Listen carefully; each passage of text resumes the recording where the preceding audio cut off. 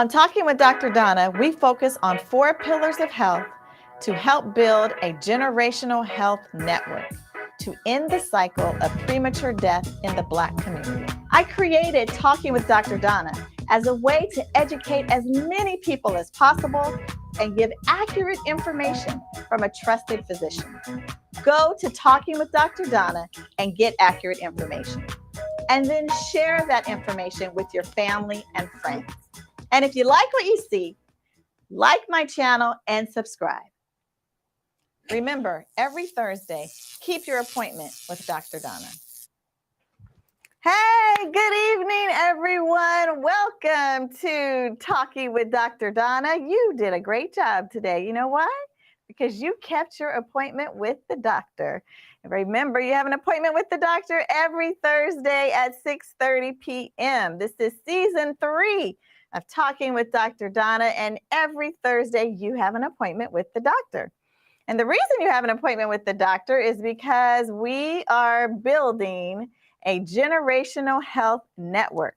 We're focusing on 4 pillars of health that will help to end premature death in the Black community. And our 4 pillars are emotional and mental health.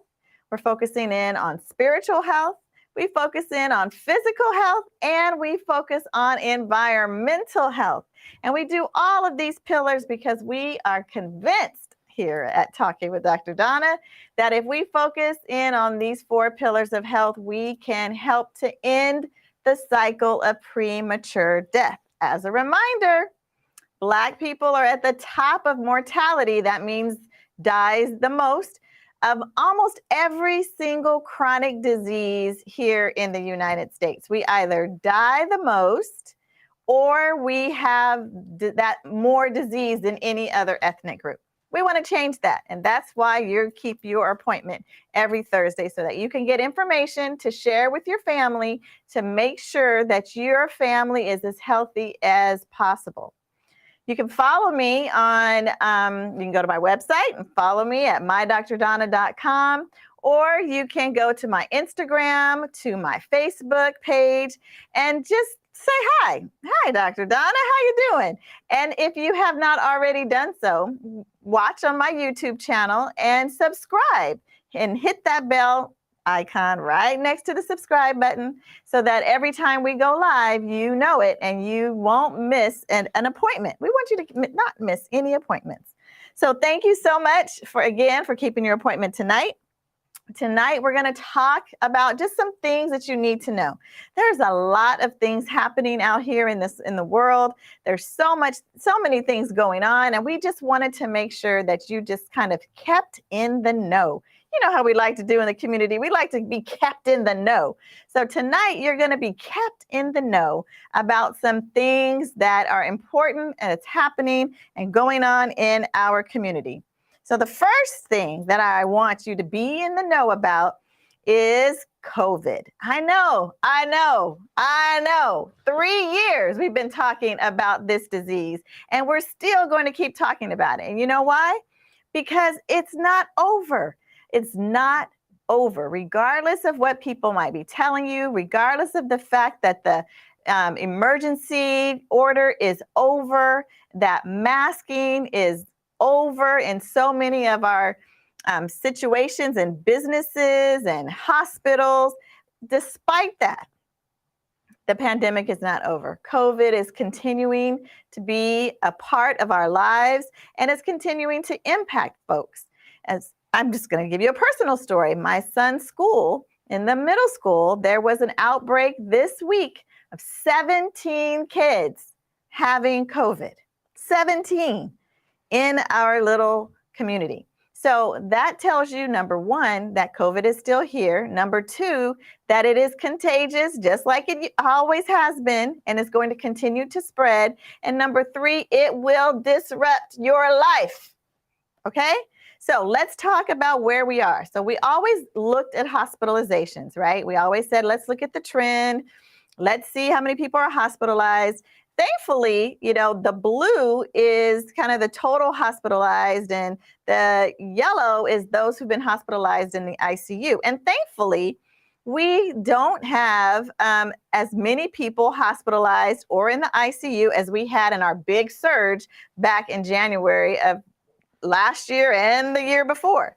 But I want you to see that that line is not at zero, right? So that means there are still people being hospitalized. Last week, when there were this call, because there were still 20 people dying every day from COVID. That's still people dying every day who's no longer at the dinner table, who will not be at Easter dinner because of COVID. So I want you to pay attention to that. So let's move to talk about who is getting COVID, because just like every time we talk about COVID, I want you to be aware of who's getting sick, because so many of us think that we are, not going to get sick. It's not going to be me. But look at the folks who are getting sick. And I really want you to pay attention to two things. I want you to pay attention to the less than 18. And I want you to dial back and think about when this pandemic first started. The less than 18-year-olds were almost zero. We almost had no kids getting infected with COVID. But that has changed. You can see that we have had over 65, almost 66,000 kids getting COVID. And I just told you there's another 17 this week added just from my child's school alone. So we still see that the highest number of cases, that age group has not changed. The 18 to 30-year-olds are still getting sick more often. That means they're testing positive for COVID. But they are resilient. They have strong immune systems for the most part, and they are robust and healthy and strong and young. And so even though they might be testing positive and getting sick, they're not the ones who's dying. Our ones who are dying are still our elderly. And so when you think about that, you have to continue to think about how we protect our elderly in the community and how we protect grandma and grandpa and uncles and aunties from getting the virus is by protecting ourselves first so that we don't go and spread it to them. So let's also look at our cases over time, right? So we're looking again at our case rate. So we are definitely having lower cases, and that's all good. But again, it doesn't mean that folks are not getting COVID. Then when you look at who is dying, so we know the age group that's dying, right? Now let's look at our ethnic groups that are dying, because what is this show about? Generational Health Network. We're talking about ending the cycle of premature death. So if you see on the one side, it shows the number of who has the highest case rates, right? And we look and we see who's getting vaccinated. Y'all, okay. You see that blue line and that yellow line and that circle that says African American? Do you see how low and small that little line is extending versus other races? Now, when you look at that, and then you go and look at who's dying the most, it's not a coincidence. We have the lowest vaccine rate, but the highest rate of deaths. That's not a coincidence. That is a correlation, because we said that one of the things that the vaccine does is it helps to prevent you from getting extremely sick, and it helps to prevent you from dying if you get COVID. So the link between getting vaccinated and helping to ensure that you're not getting sick and you're not dying, that vaccine. All right. So what do you need to know? You need to know that COVID has not gone away.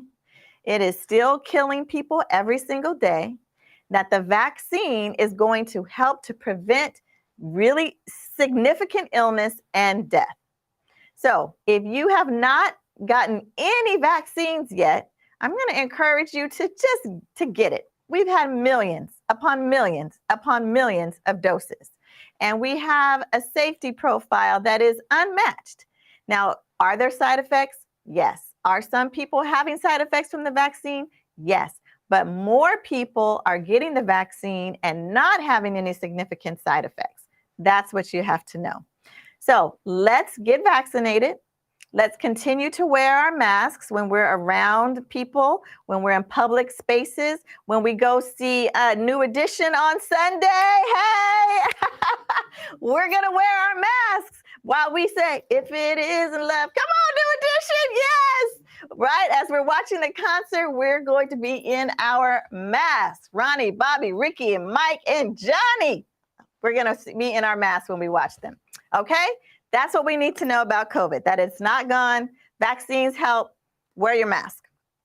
All right. So the other thing that we're going to talk about that is important for our community is Medi-Cal.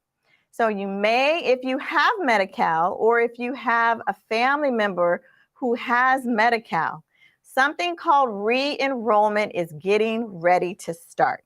You probably got something in the mail to talk about the fact that you have to update your information and make sure that you still qualify for Medi-Cal.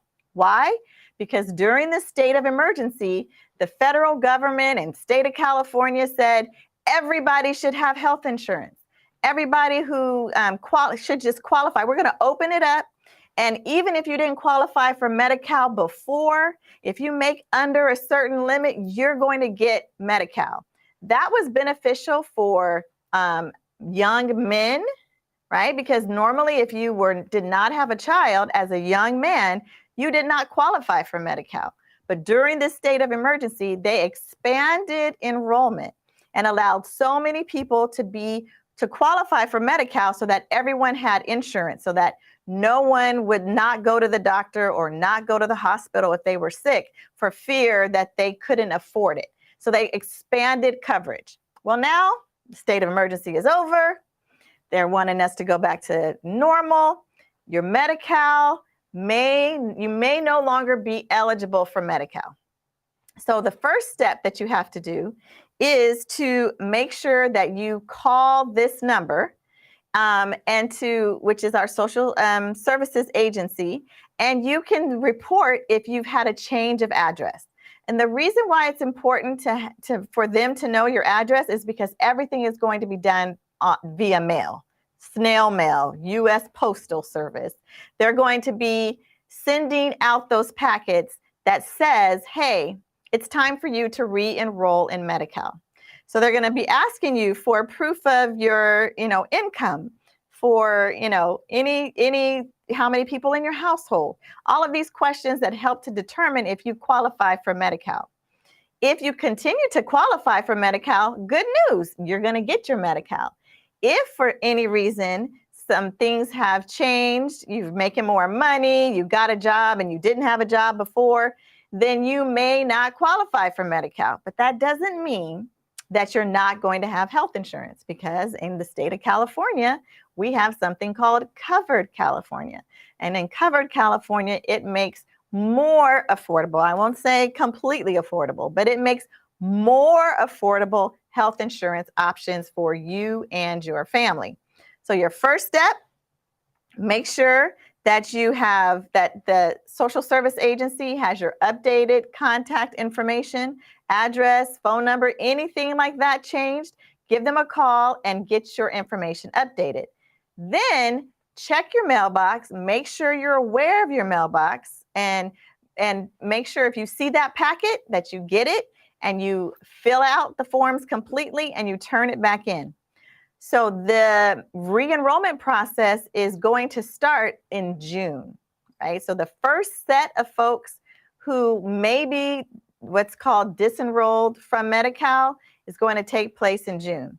If they send out a packet to an address and that's not your address, but you got a packet to re-enroll and you don't re-enroll, guess what? You're going to lose your Medi-Cal.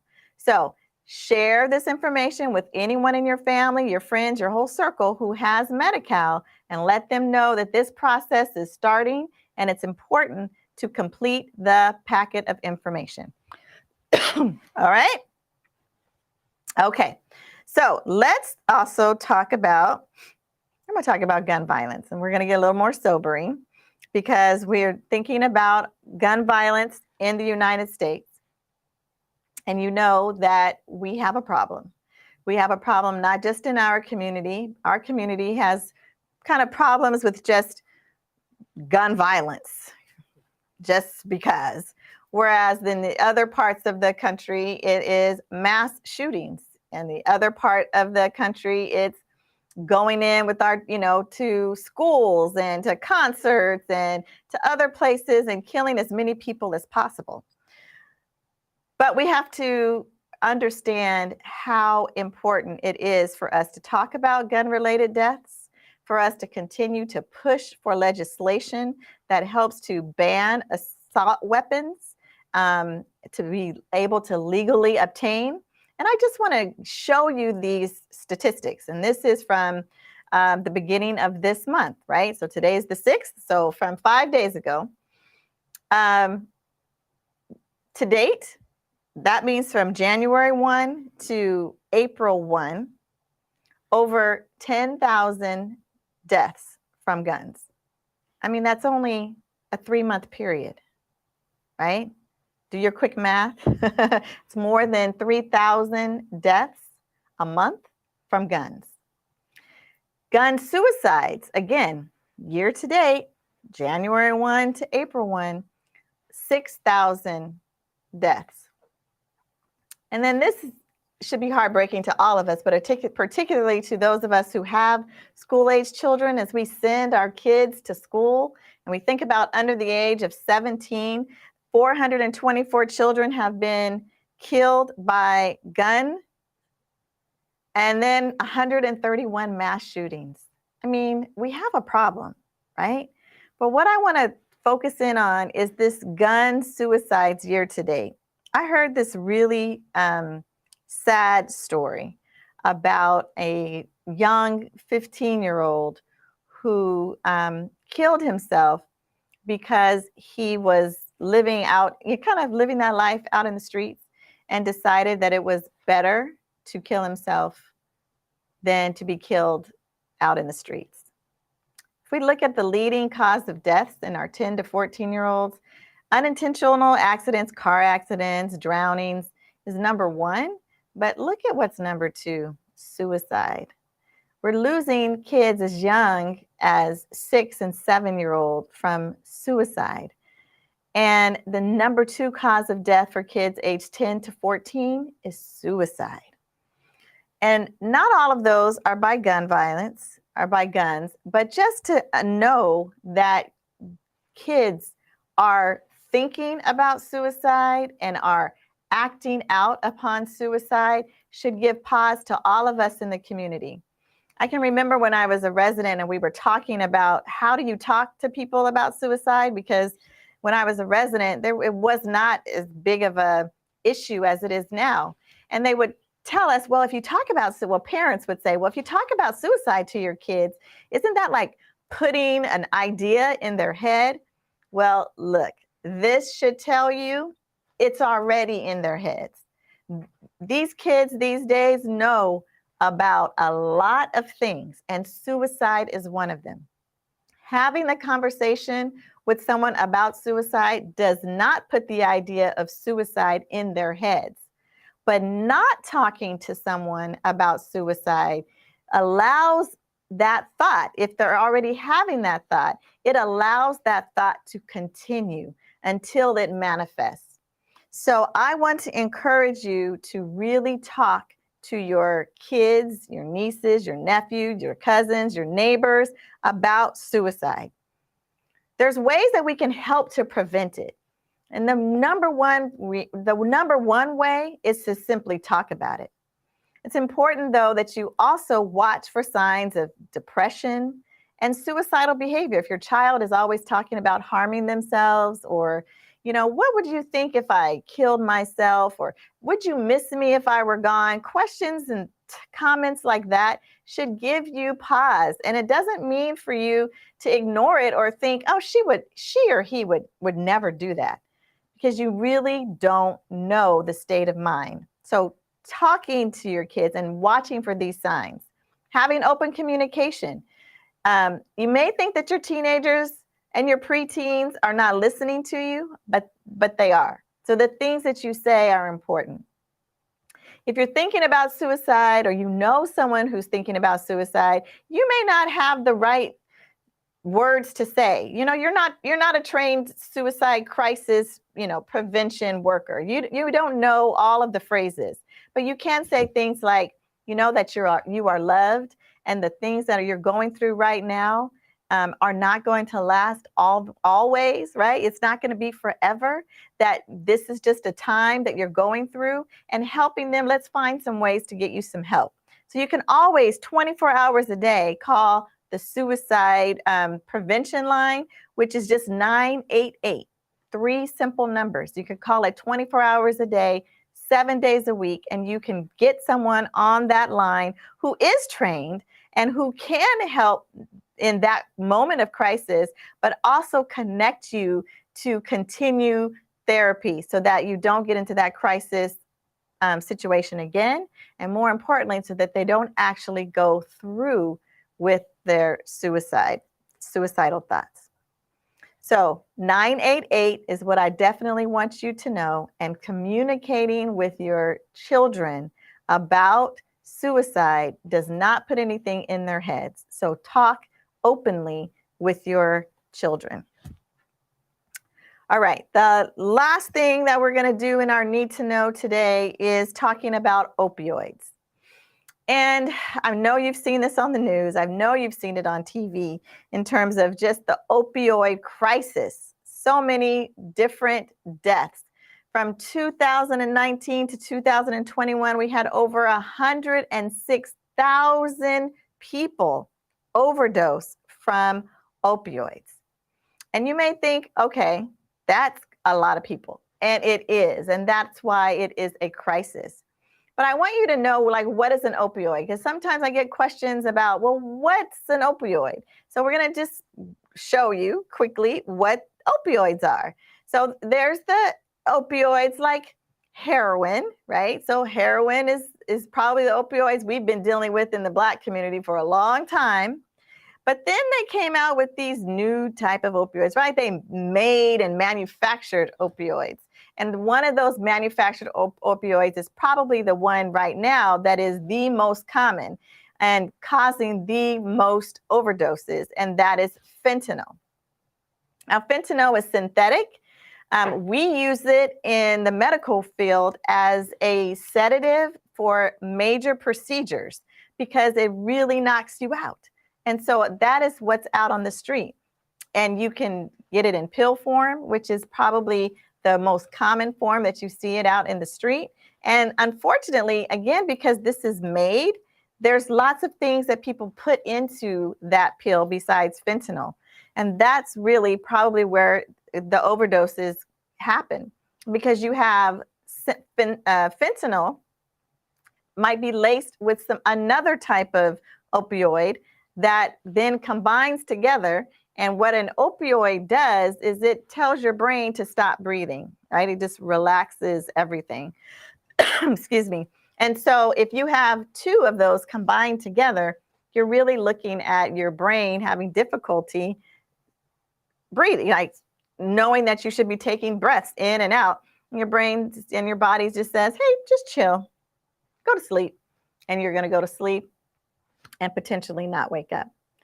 There's also pain relievers that are legally prescribed, right? That kind of caused big deal, the oxycodone in the early 90s, right? And lots of people are addicted and were addicted to oxycodone, and they got it legally because it was a pretty popular prescription for pain.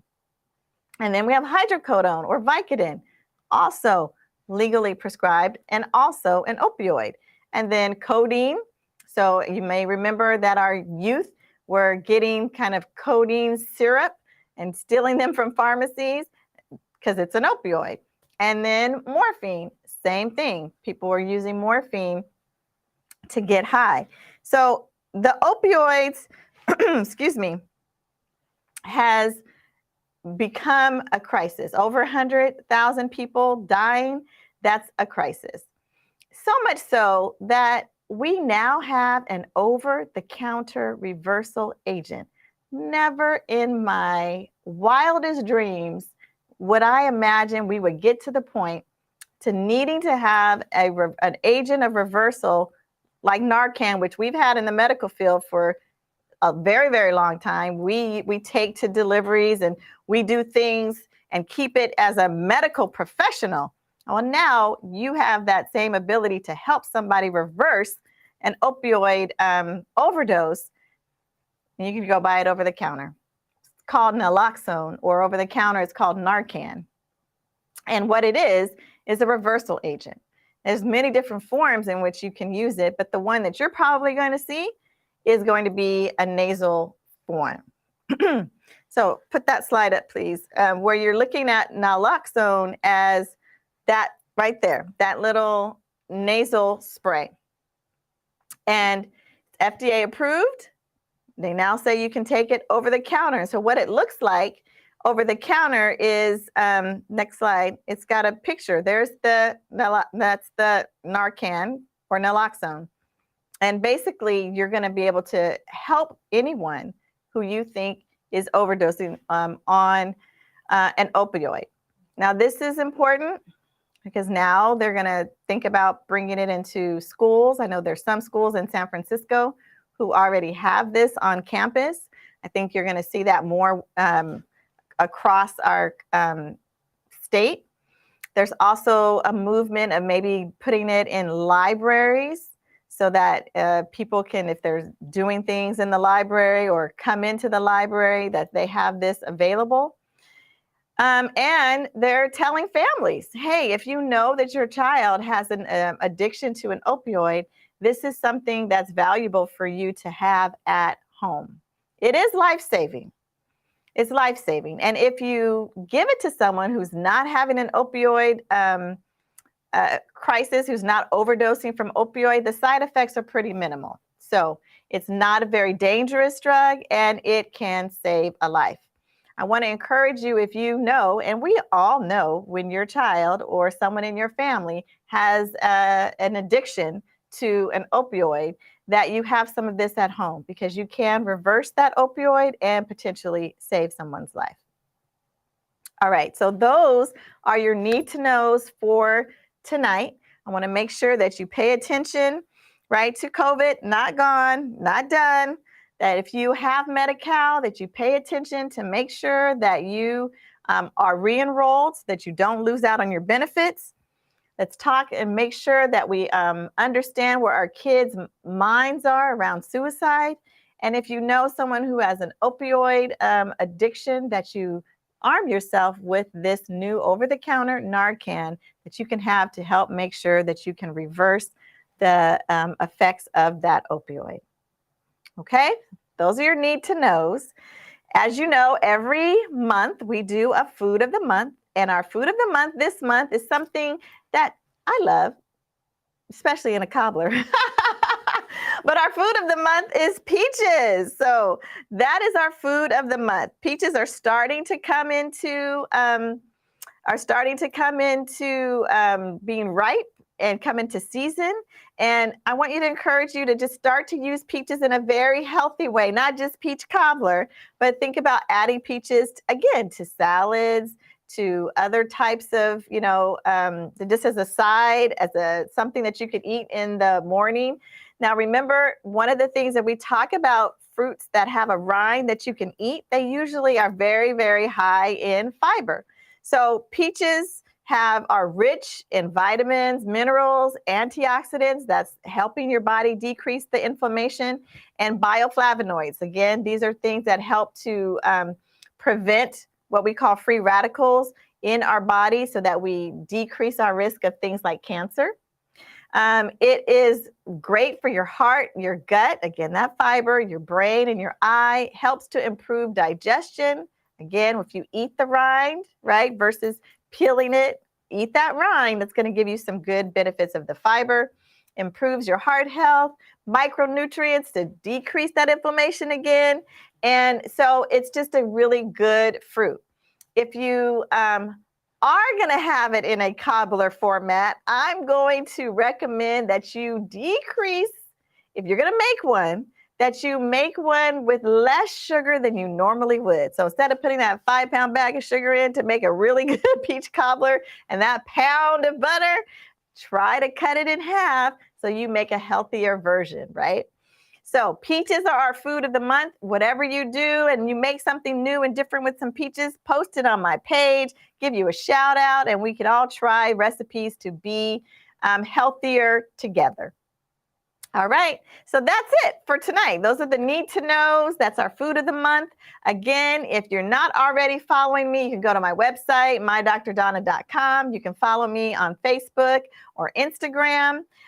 Give me a shout out and say, hey, Dr. Donna, thank you so much for your need to knows. I guess I should say, I forgot, we're live tonight to see if there are any questions from anyone. Bridget, any questions? No questions. All right. Well, if you do have a question, this is your opportunity to put it in the chat. If not, you can always put it and leave it in the chat, and I will see it and get to it and answer it. So thank you for keeping your appointment with the doctor. Remember, we have an appointment every Thursday at 6:30 p.m. And I thank you for watching. Take what you learned tonight, share it with a family member or a friend to make sure that you become a part of the Generational Health Network and you help to end the cycle of premature death in the Black community. Thanks so much for tuning in, and I'll see you next week. On Talking with Dr. Donna, we focus on 4 pillars of health to help build a generational health network to end the cycle of premature death in the Black community. I created Talking with Dr. Donna as a way to educate as many people as possible and give accurate information from a trusted physician. Go to Talking with Dr. Donna and get accurate information. And then share that information with your family and friends. And if you like what you see, like my channel and subscribe. Remember, every Thursday, keep your appointment.